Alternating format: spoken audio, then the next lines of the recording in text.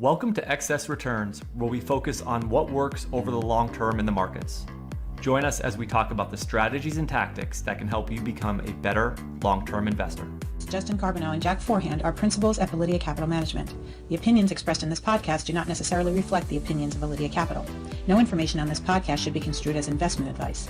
Securities discussed in the podcast may be holdings of clients of Validia Capital. Hey guys, this is Justin. In this episode of Excess Returns, we sit down with Meng Wang, PhD candidate in finance at Georgia State University. Together, we work through Meg's research on mutual fund manager self-attribution biases. Ever wonder how these managers credit their success or failures? Is it due to their own skills or external factors? Meg employs ChatGPT to decode this and look at the communications from funds, assigning each manager a unique self-attribution score and looking at the performance of those who score high and low based on self-attribution bias. And that's not all. We also venture into Meg's research on utilizing AI to decode images in company presentations. Also, we are joined by our good friend and co-host of the Education of a Financial Planner podcast, Matt Ziegler, who asked some questions of Meng as well. Thanks so much for listening. Please enjoy this discussion with Meng Wang. Hi, Meng. Thank you very much for joining us today. Hey, thanks for having me here. It's a great pleasure to talk with you guys and share my research findings. Very good. Very cool. Yeah, I think we first stumbled on your research on, I think, Twitter, which Twitter can be kind of a train wreck sometimes, but it's good for finding and uncovering, interesting pieces of research. And I think what got our attention is you spent some time, considerable time in research and energy into some studies using ChatGPT, large language models and AI, and specifically on the investment space. And we'll sort of talk about what that research is and what those studies are in a few minutes. But maybe like starting at a high level for you, it's always interesting when these new technologies, I think, come on the scene, how the academic world sort of embraces them and how researchers sort of engage with technologies like this. So, I just want to start with you and sort of ask you, I guess, out of the gate, what got you into working with sort of ChatGPT and this type of technology? Yeah, so actually, I was a big fan of machine learning before I entered the PhD program. So, when I started doing research in finance as a PhD student, it's just, very natural that I developed a research interest into the application of AI into the finance. And so with regard to the specific research paper, so basically it's quite interesting because initially I didn't intentionally choose GPT as the base model. But it just happened to be the case that, when I run a house race of different model candidates, and GPT just, slightly outperform other comparable transformer-based models. So I decided to use GPT as the base model of my paper.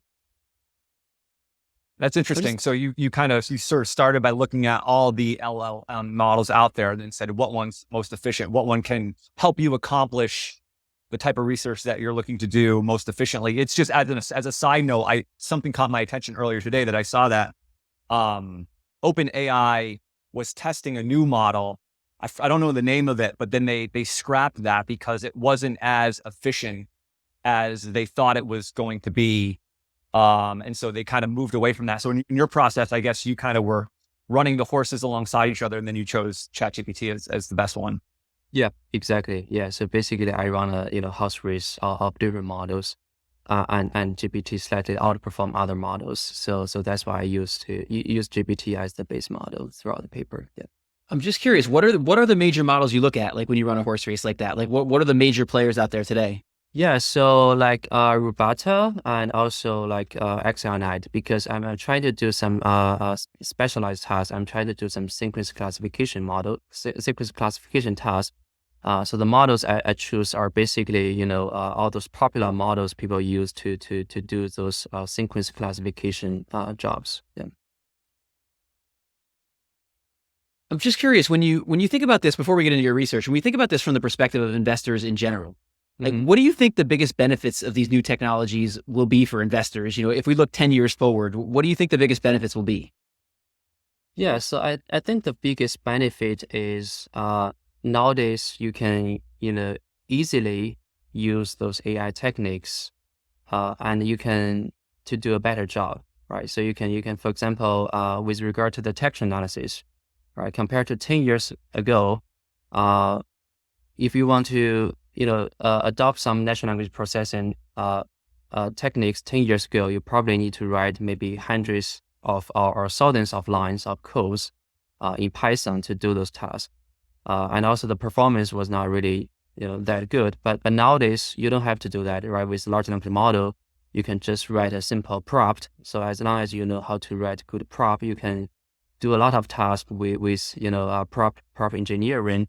And also the performance is really amazing. So I think the bar of using AI is getting lower and lower, but in the meanwhile, the performance is getting better and better. So yeah. Can you just comment on that like the simple and good in the prompt? Because I think a lot of, whether they're individual investors or maybe advisors who have been in the business a long time, they haven't really played around with this yet. Could you maybe just speak for a second on what makes a prompt simple and good, and why is that barrier coming down?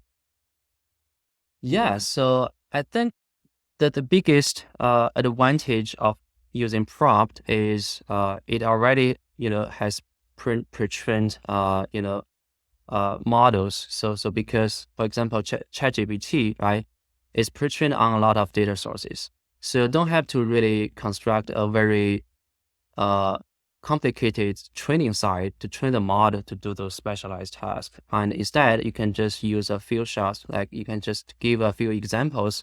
For example, you can tell your model, like, this is the thing I want to do, and the model will be easy, will easily understand those instructions. So I think that's the biggest advantage of large language model compared to other pre-trained models we have in the past. Yeah.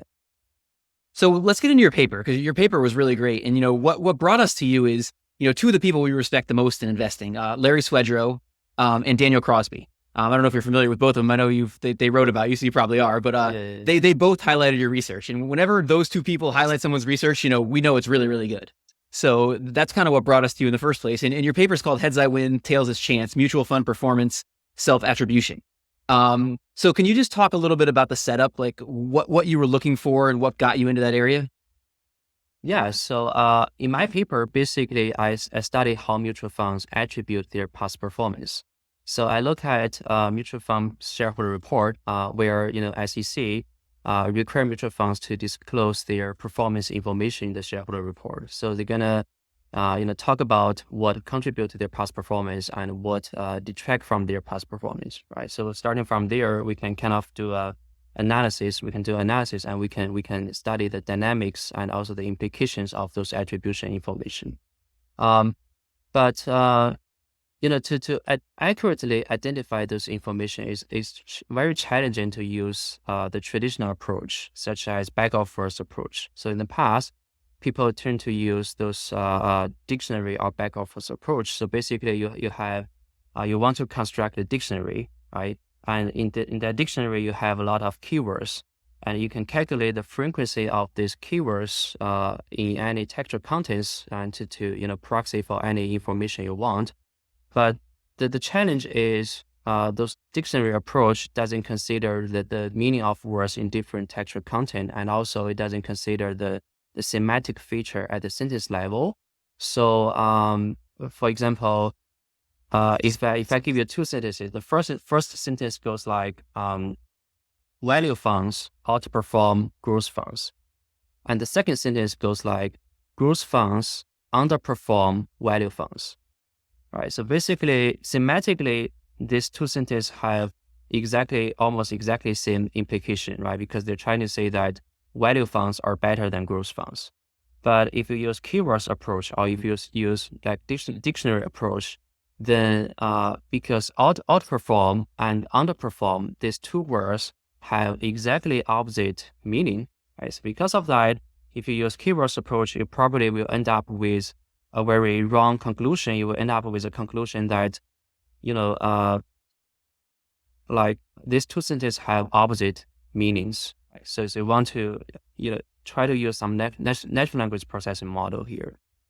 So with the development of natural language processing techniques, nowadays we can actually train a model to help us precisely capture those information and capture all those, sentence level semantic feature. We don't have to rely on the human rules. We don't have to design rules by ourselves. We can use natural language processing model to do this in a very fast way and also in a very accurate way. So that's the motivation. I want to adopt natural language processing model techniques in my paper. So I understand the outperform, underperform, and I just want to make sure I understand this because this is like this is the dream of being able to use this stuff. Yeah. So outperform versus underperform is obvious. What about like outperform versus ought to outperform? Are you able to drill into that layer of understanding in the language? Yeah, exactly. Yeah. So I think the bottom line is as long as human being, you can tell the meaning of this sentence, then ideally the model should be able to do exactly the same thing as a human being, right? So it will consider like every part of the semantic feature at the sentence level. But, to be able to train a model to do to do something like that, you have to construct a very high quality training site. So in other words, you have to give some examples, right? So, and you have to let your model know, like, these are the examples of the good performance and these are the examples of bad performance. So you want to give some very complicated sentences in that scenario so the model can learn from that. Yeah. Can you talk a little bit about the volume of data here? I mean, it would seem like without these new technologies, this wouldn't have been possible. Like, how much data did you have to analyze to be able to do this? Yeah, so actually, the performance is really amazing. You don't have to give a lot of sentences. So in my case, the training side is just 2,000 sentences. So and the performance stabilized after training like 1,500 sentences. So it's very amazing. You don't have to construct a very large training site to do this task. And can you talk about you mentioned the training side? Can you just talk about what that is and like how that kind of leads to what you do next? Yes. So basically, you want to give as many categories as possible of sentences to the model, right? So you want to tell your model, well, these are the examples of internal factors, and these are the examples of external factors. For example, you want to give something related to stock selection. You want to give some sentences related to like benchmark deviation, right? So you want to give as many types of categories as possible to the model. So basically, for each type, I remember that in my paper, I basically do something called stratified sampling. Right, so I just use keywords to identify all those related different categories, and for each category, you want to extract maybe 20 to 30 sentences, and you just give all those sentences to the model, and in total you have like 2,000 sentences, right? Wow. And you have different subcategories, and then the model will learn that what's the meaning of each subcategory. I'm just curious, how long did this take? Like, if you think about when you first started thinking about doing this paper to when you had a published paper, like how long is that process? You're talking about training the model or talking about writing a paper? Yeah, I'm just thinking about like starting training the model. Like when you think about this is an idea, this is something I want to test, all the way to when you have a final paper. I assume it's a pretty long process, but I was just curious how long it was. Yeah, so I expect to, when I start the project, I expect to spend a really, long time with regard to the training process. But actually it turned out that the training process was really quick. I just spent like maybe like 1 month to finish the entire training process. I think the most time consuming part is to construct a training sample, to construct a training site. And once you have a decent training site, it's going to be very fast to train the model to understand those semantic meanings. But with regard to the paper, actually it took me much longer to finish the paper because you have to do a lot of tests using those measure. Yeah. Can you just talk? I just wanted to find one more thing here as we go. You talked about in the paper using a 2-layer natural language processing model. Can you just talk about what that is? Yeah, sure. So basically, it's a GPT-3 model, fine-tuned using specialized training sample.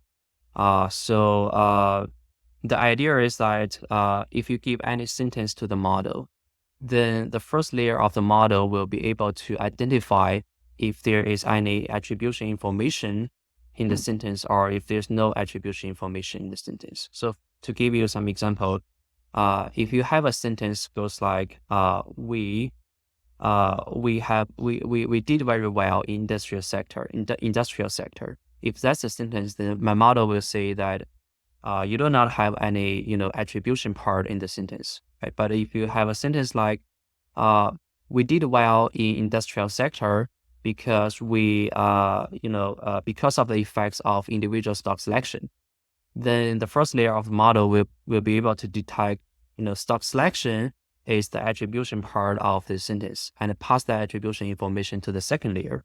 And the second layer of the model will be able to, identify, to classify those information along two dimensions. The first dimension is, whether the sentence is talking about something contribute to the performance or whether it's something detract from the performance. And the second dimension is whether it's about something, internal or fund specific, or it's something external or non-fund specific. So essentially, for every sentence in the shareholder report, my model will be able to detect whether it's a performance-related and performance attribution sentence and be able to classify those sentences into different categories, right? So at the disclosure level, I'm able to aggregate all those information to get a score. Basically, I can say what are the proportion of your internal contribution, of your external contribution, and your internal detraction, external detraction. And I'm able to, calculate the discrepancy in the attribution of your performance contributors and your performance detractors. So just to define the term before we get into the findings a little bit more, we're talking really about self-attribution bias here, which is something that's obviously very common among money managers, including myself. Can you just define what that is? Yeah, so self-attribution bias is a very classical concept in psychology studies. So it refers to a scenario that individuals tend to attribute successes to themselves and attribute failures to some external factors. In behavioral economics, basically the theory is that if a trader has a self-attribution bias, then he or she will cannot objectively update his belief on the past performance. So basically, when you observe your past performance, you're going to try to learn your skill based on your observation. And if you have successful investing outcome when you have the attribution bias, you tend to believe that this is because of your skill. But if you have unsuccessful investing outcome and when you have the attribution bias, then you tend to believe that it's just some kind of the noise, right? So because of that, you're going to develop something called overconfidence over time.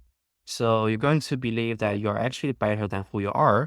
So you're going to, trade more aggressively. You're going to do some excessive trading. You're going to take excess risk, which, negatively affect your future performance. So that's the idea of the self-attribution bias. So the idea is if I outperform, I'm a genius. If I underperform, I'm going to try to find some factor basically that led to me underperforming. It has nothing to do with me. Yeah, pretty much like that. Yeah.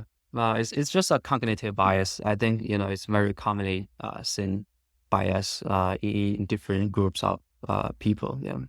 You talked about this a little bit already, but can you just give some more examples of like the type of statement that would be on both sides of that? Like, so obviously, if I underperform, I might try to blame a sector or something like that, or what's going on in the overall market. Like, can you just explain some of the types of statements you looked for in terms of determining whether the person was taking, responsibility for it or whether they were blaming something else?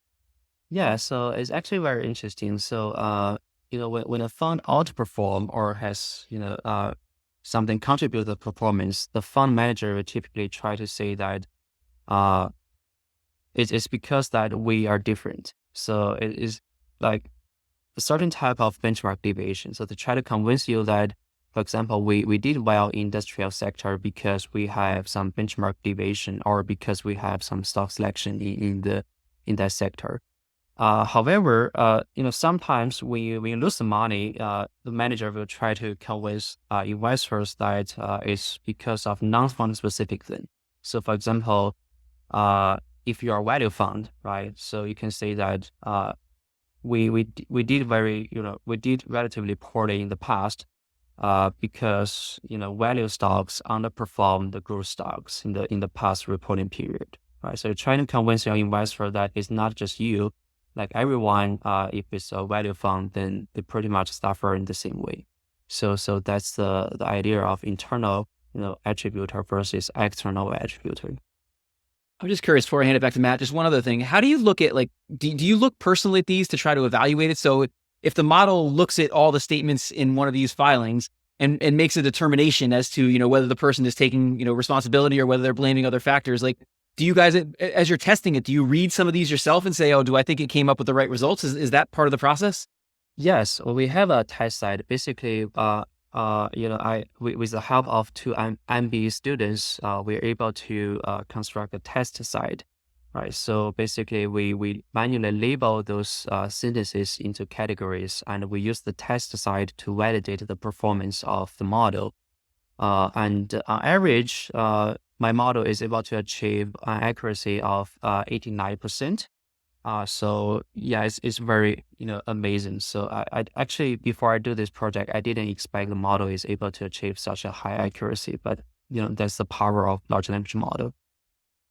Does that make you susceptible to self-attribution bias in your confidence in the models? I don't think, yes, it's not because of me, it's because those developers of the large language model. I'm just the one to, kind of fine tune the model. Oh, okay, we'll read your disclosures really closely. Fair. So one thing that really caught me in this that just it jumped out, because when we're doing due diligence and things like this on managers, right, we're always looking for things to anchor on, and another bias in and of itself. And you gave us this self-attribution score. Could you explain the score and how you think it's useful? Right. So basically, my self-attribution score is the discrepancy in how you attribute your performance contributors and how you attribute your performance detractors. So for example, like in your disclosure, when you talk about what contribute to your performance, maybe like 80% of the discussion are internal factors, and then 20% are external factors. But in contrast, when you talk about what detract from the fund performance, then maybe 40% of the discussion are internal, and then the remaining 60% are external. So if that's the case, then basically you see that there is a discrepancy in how you attribute performance contributor and how you attribute performance detractor. And the self-attribution score is based on that discrepancy. So intuitively, if you have a higher self-attribution score, then that implies that you're more likely to suffer from the self-attribution bias, because you're more likely to talk about yourself when you talk about performance contributors, and you are more likely to talk about external factors when you talk about performance detractors. The follow-up question to that, does that mean, as a skeptic of these things too, not necessarily of all things, would managers hack this score? Like, is this one of those things that if people were aware of, they would start to go would it be a bad thing if people got better at this?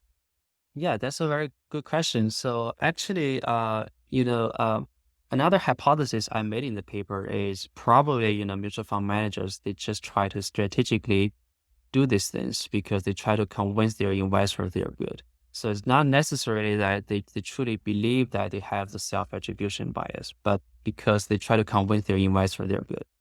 But the findings of paper kind of suggest that the attribution bias in the shareholder report is more likely to stem from their cognitive bias, but rather strategic signals. Because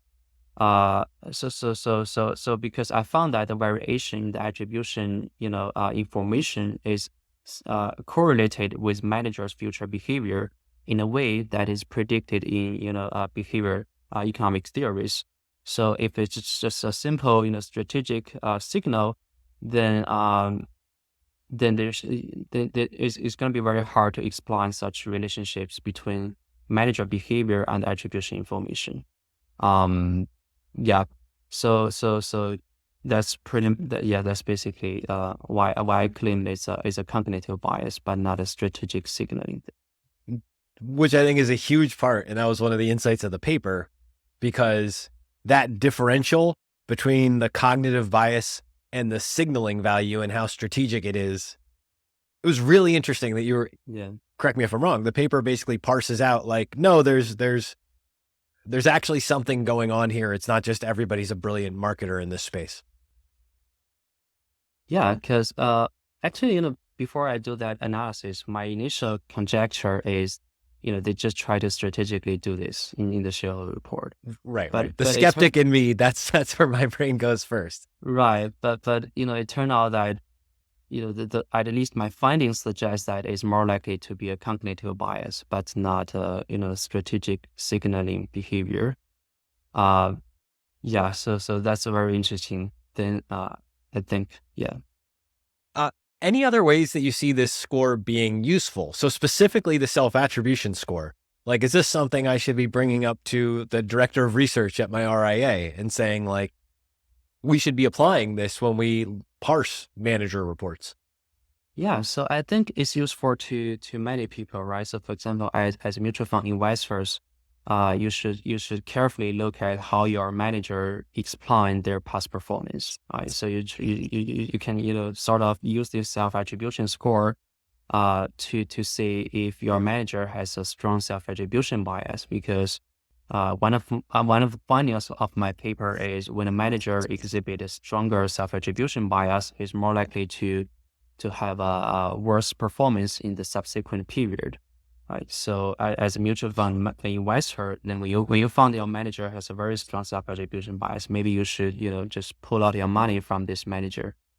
And it's also important to mutual fund families, right? So as the governor of the mutual funds, you should also oversee the mutual fund managers to see if they have any attribution bias, and if those bias negatively affect their future performance, then this is a very important issue.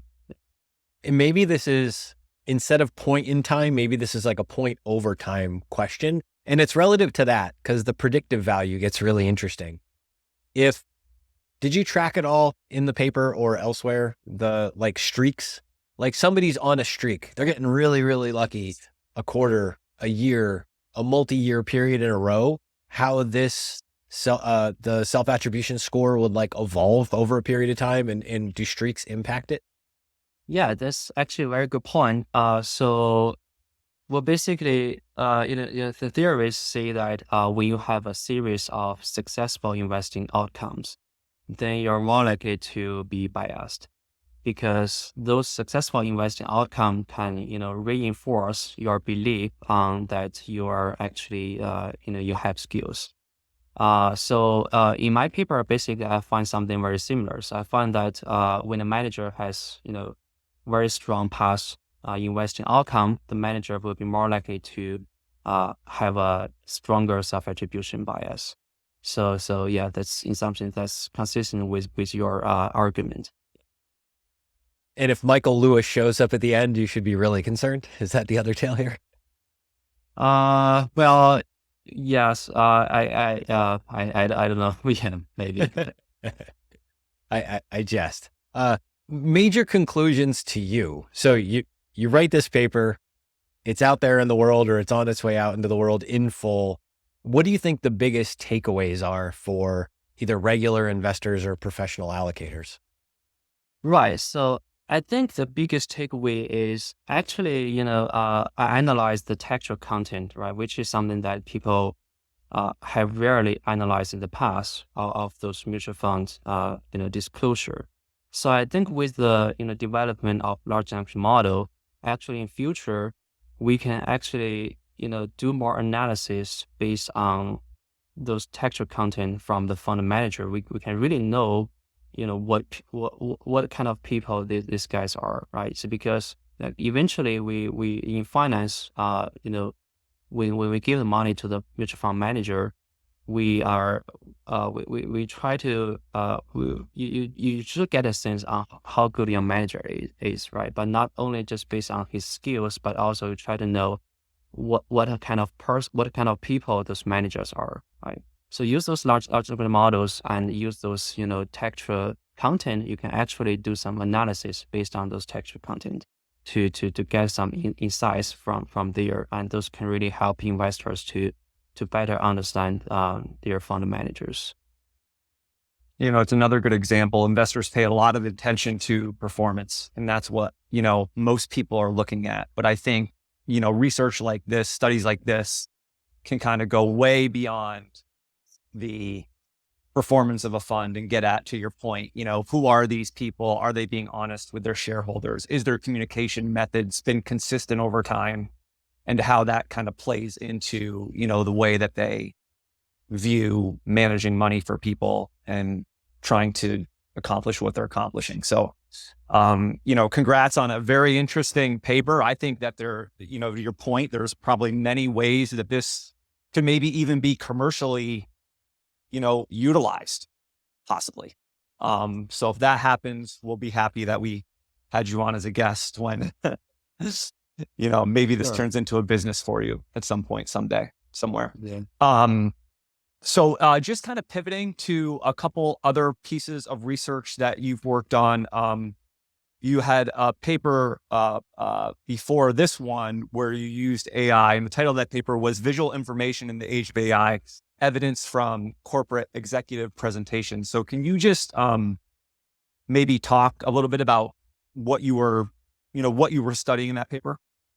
Yeah. So, well, in that paper, we study corporate presentation slides.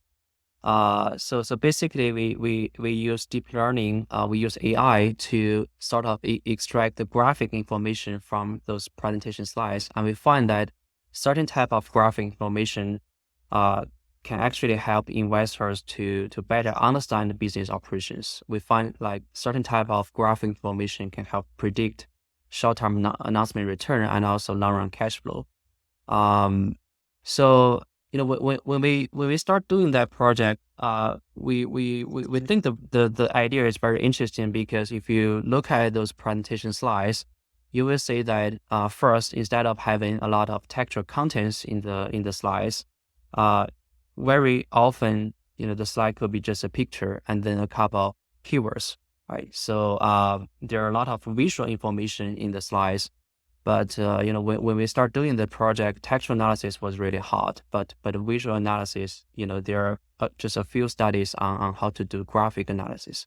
So we think it could be really cool if we can, do some visual analysis or graphic analysis on those data.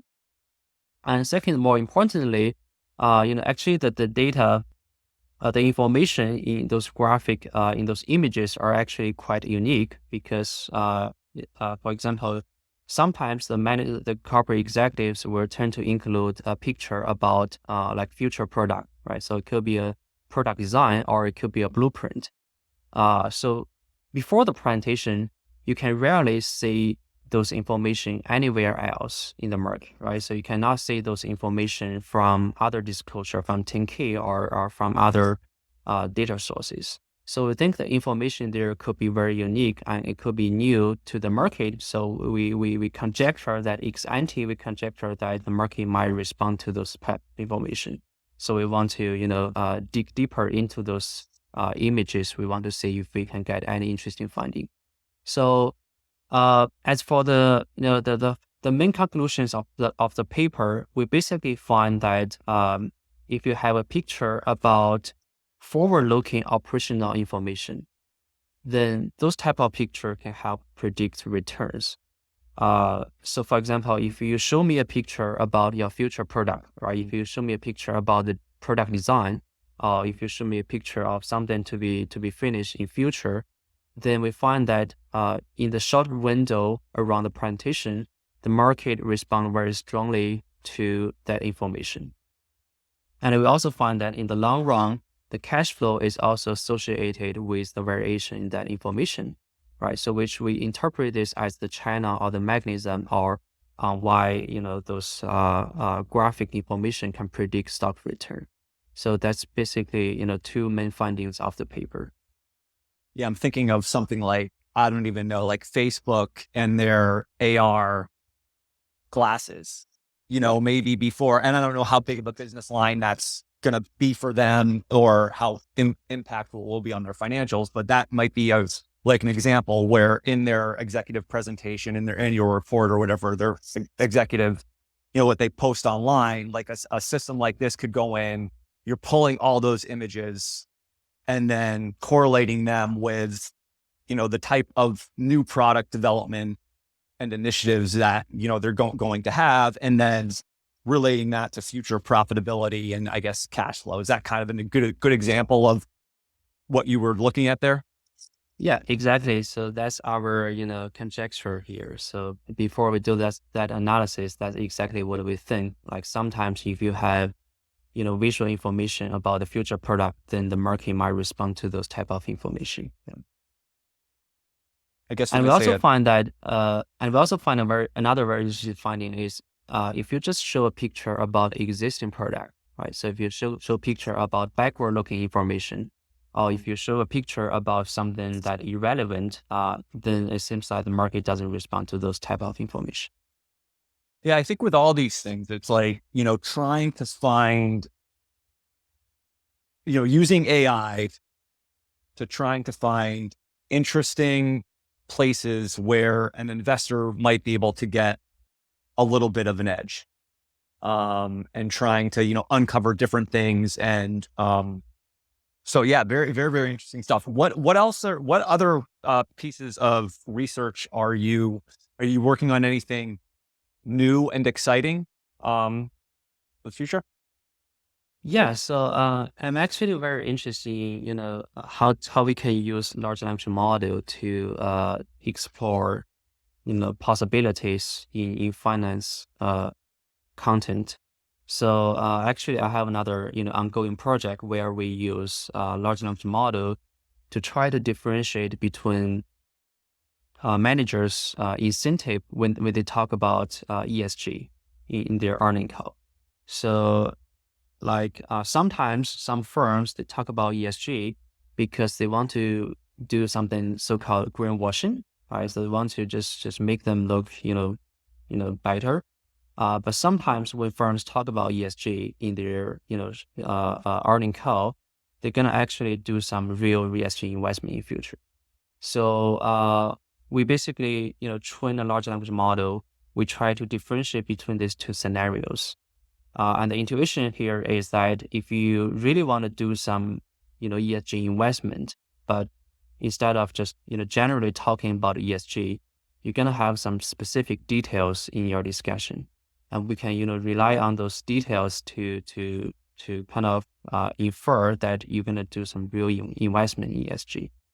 So we find some preliminary results that, our model can actually differentiate people into you actually want to do ESG investment or you just want to, sort of do some greenwashing. And we find that those guys labeled by our model who going to do real ESG investing in future will actually invest more and spend more efforts in ESG in future. So that's our preliminary finding. And of course, we are doing some robustness checks for now.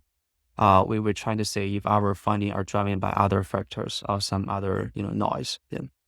Related to that, and this came up, one of my business partners, Michael Pompian, has written a lot of stuff on behavioral finance, behavioral psychology, investor behaviors in the last 10, 20 years, 5, 10, 20 years. And when he read your paper, he said, this changes the whole landscape of what's available with a lot of the behavioral focused work that was done previously, but you couldn't really test it against data sets like mutual fund filings, for example, the way you did, or now investor filings. I'm thinking like SEC filings and whatever else you're testing for this ESG research, which is amazing to be able to suss that out. Do you see it as take a bunch of the, I don't say old problems, but like things, biases and things like that were already defined, like self-attribution bias? Is the big opportunity to take that, use LLM and GPT processing things to like re-vet those like with greater context, more robustness of the data source? Yeah, so I think That's the beauty of large language model, right? So we can actually use large language model to explore unlimited potential. There is definitely a huge potential when we try to apply large language model to do a lot of this. And self-attribution bias is just one example, but we can, like, given any textual data, we can actually do a lot of analysis with the textual data. So self-attribution is just one example. We can definitely do more analysis with the large language model. And in the past, when people try to identify self-attribution bias, they tend to use some for example, portfolio characteristics or manager characteristics to identify self-attribution bias. So for example, people use gender, and they use like concentration, portfolio concentration, and they use idiosyncratic risk to proxy for self-attribution bias. But those things are not really, these things are quite noisy, right? In mutual fund setting, we know that, for example, gender is not something that we can really test, right? It cannot be an outcome variable. And also, idiosyncratic risk can be driven by a lot of factors. So we cannot really use idiosyncratic risk to accurately, proxy for self-attribution bias.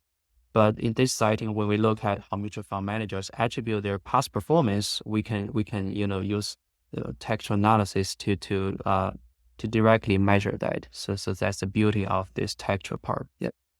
Highlighter on that. Rewind yourself through that last answer. I think that's so big and so important that we can test these things in ways that we just couldn't test them 20 years ago. That's why your work is so cool. I have another, absolutely. I have another follow-up question for you on this. Is English your first language? Not really. Yeah. Not really. Oh, yeah. Okay. So no. Yeah. No, I couldn't help but thinking about this, just talking to you and reading this too. Like, Ocean Vuong is one of my favorite fiction writers right now, fiction and poetry, Vietnamese descent. English is not his first language. His command of the English language is more profound, more poetic than most natural English speakers. I'm really curious with this work in large language, just these systems. Is English not being your first language an advantage to you being able to do this work? Like